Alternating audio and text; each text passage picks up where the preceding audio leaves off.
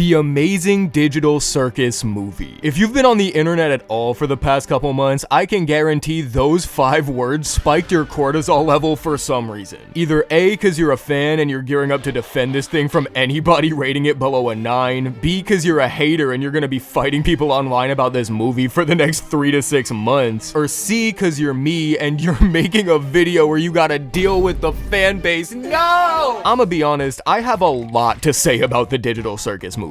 Hell, I got a lot to say about Digital Circus as a whole, because the movie made some of that shit hilarious in hindsight, but it also literally just came out. So I'm gonna keep this video spoiler free and make one about the show itself when it actually comes out on YouTube. Instead, this video is gonna be about the fandom. I'm studying them, I'm putting them in the lab for science, and honestly, I'm a little nervous to do so. The entire internet's been putting them in all-time worst fandom conversations for the past couple months, and are they wrong?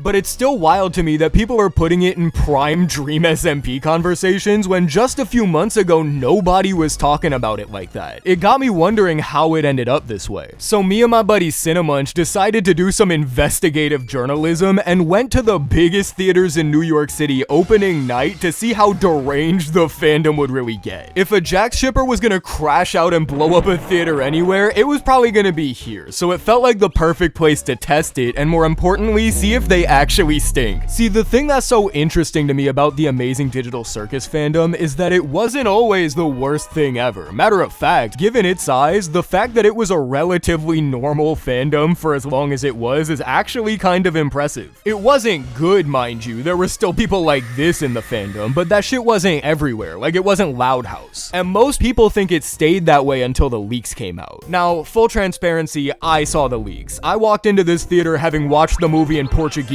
like 3 weeks ago. And having said that, I can totally understand why people would think this is the thing that ruined the fandom. People were throwing hate all over the internet, they were writing think pieces. One of the people leaking the movie was role-playing Captain Underpants the entire time. That shit was the trenches, and it had me going into the theater hoping the leaks were fake. Not necessarily because I liked or disliked what I saw, mind you, but because it threw the entire fan base into mass psychosis. Like, even aside from all the discourse it was causing, it had parts of the fanbase coming up with increasingly elaborate theories about how all of it was fake and planned by Glitch. And oh my god, bro, imagine how funny it would be if they were actually right. The leaks look like Chinese to you. 6 months ago, I didn't know how to speak Chinese. Fortnite is Deltarune is the Amazing Digital Circus.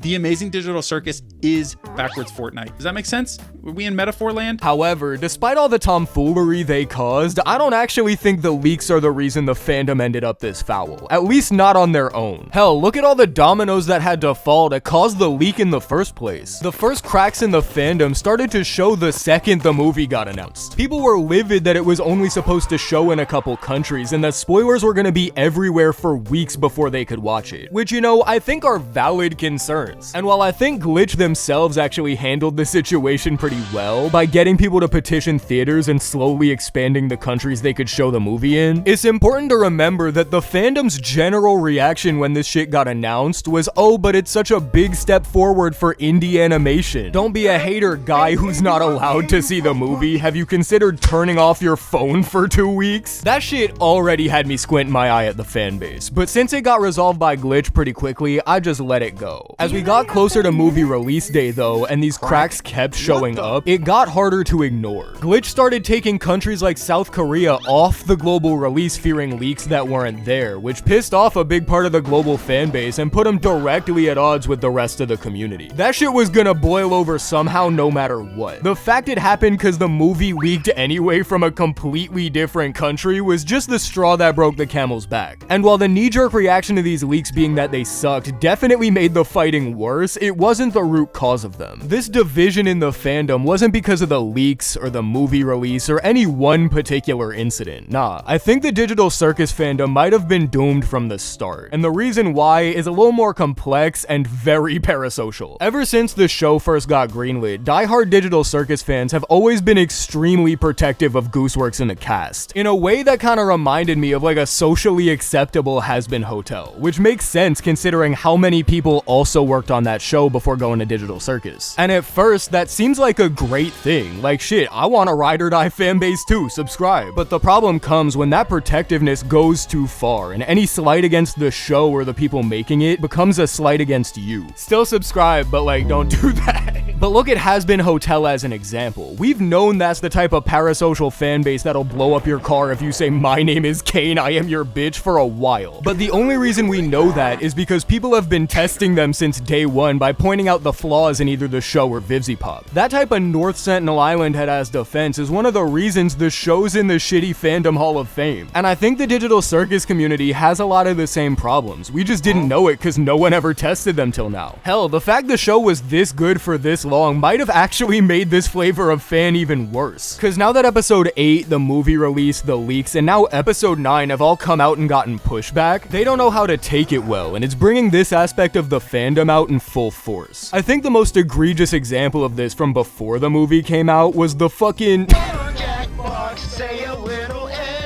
but not even necessarily because of the stream itself. When people first rightfully called out the voice actors for this shit, the fandom got so insanely defensive over it, more defensive than the people in the racist clip, mind you, that it allowed a YouTuber that I'm gonna call Nintendolf Switchler to feel comfortable enough to go to y'all's event and yell slurs. That shit is nasty, and even if I was gonna give the fandom the biggest benefit of the doubt I could, getting upset at the people who were offended by a clip instead of the Ku Klux Klan is genuinely crazy. I thought there was no way the fandom could get more deranged than this, but somehow all that drama with the leaks in the movie merged together with this, and now, oh my god, what do you mean there's people out here making vent art for Gooseworks? It's well made too, like, I'm not gonna lie, the craftsmanship is there, but like, you're not her, little bro. Quick, let me make an animation of Gooseworks Christ shooting all her fans. Yeah, that'll show them, that'll learn them. Shit like this is why the fandom is as toxic as it is, bro. Any and all criticism, whether it's valid or not, gets responded to with either some haughty ass sigh, "The freaking toxic mob is at it again, fret not my Princess Gooseworks, I'll protect you," or just straight up, "I wanna crush your skull into the ground" level death threats. It's not that serious. Whether you're a Glitch Glazer or a Digital Circus hater, the fact the entire fandom has been slinging this level of harassment is foul. I just think there's an extra bit of hypocrisy when some of y'all go, "The Twitter mob is hating on my favorite show," while also harassing people, including Gooseworks herself. Like, brother, you are the Twitter mob. Not even Gooseworks, the creator of the show, likes when y'all do this shit. Reddit tried to make a Gooseworks week of appreciation a couple months ago, and she had to be the one to tell them to stop because it was weird. Y'all are doing way too much for people who don't want you to do it, bro. It's embarrassing. And you can see the ramifications of this type of fandom in how people have responded to the movie now that it's out. The movie's got like overwhelmingly positive scores. It's got like a 95% on Rotten Tomatoes right now. But half the reviews are still prefaced with some shit like, "Don't listen to the Twitter mob. Anyone who doesn't like this movie is stupid."